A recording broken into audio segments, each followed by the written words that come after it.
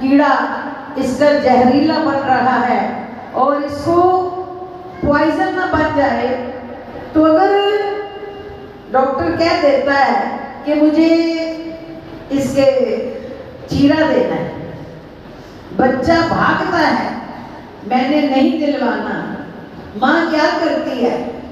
बच्चे को भागने देती है? नहीं। बोलो नहीं। क्यों? बच्चे के दर्द की उसको परवाह नहीं है। क्यों? जिसमें बच्चे का हित छुपा है, चाहे उसे ऑपरेशन करवाना पड़े उसका जहरीलापन खत्म कराने के लिए, चाहे उसे अस्पताल में भेजना पड़े, चाहे इंजेक्शन देने पड़े।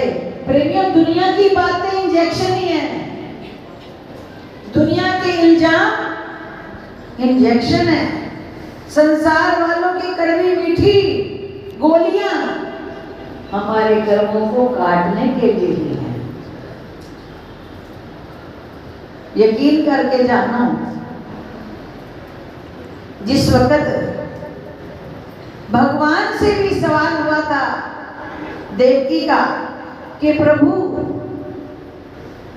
आपको जगत मालक को, मैं आपकी माँ, आपको पता था कि मैं आपकी माँ हूँ, 14 साल मुझे हथकड़ियाँ लगा के रखी आपने, और आप चाहते तो क्या जन्म लेते मेरी हथकड़ियाँ नहीं खुलवा सकते थे? जब पहले भी खुलवा देते। तो भगवान क्या बोले कि मैं नियम नहीं तोड़ सकता, मैं मर्यादा नहीं छोड़ सकता। माँ, आपका कर्म था, जब मैं राम रूप में आया था तो आप कैकई थी,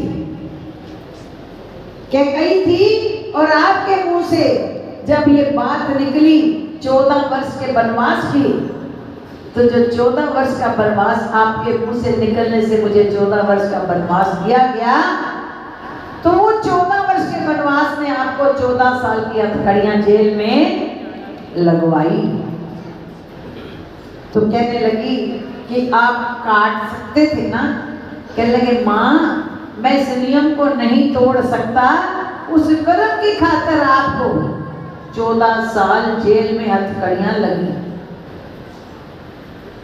तो देवकी बोली, मैं तो आपकी बाल सुख से बड़ी वंचित रही, और सारा सुख यशोदा को क्यों मिला? यशोदा कौन थी? तो भगवान बोले ये कौशल्या थी, ये माँ कौशल्या थी। जब माँ आपके मुंह से 14 साल का मेरे लिए वनवास निकला था, तो भी इन्होंने आपको कोई दोष नहीं दिया था।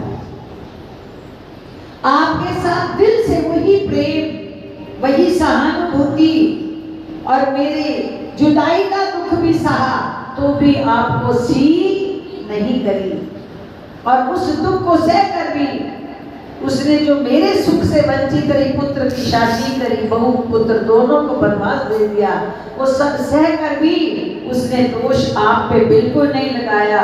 उसके उस पुण्य कर्म ने उसे 14 साल बाद लीला का सुख दिया। बोलो वृंदावन प्यारे लाल की। प्रभु को एक भी रचना, दुनिया में तो कुछ गलती हो सकती है, प्रभु की किसी रचना में गलती नहीं हो सकती, क्योंकि उसके लिए कुल संसार एक पुत्रवत है, एक परिवारवत है। जैसे आप माँ अपने बच्चों को जिनको जन्म देती है उसकी नजरों में सब बच्चे एक समान है, ऐसे ही जगत के मालिक नगली निवासी भगवान जी के लिए हम सब एक समान हैं, जिन्हें वो करीब ले लेते हैं।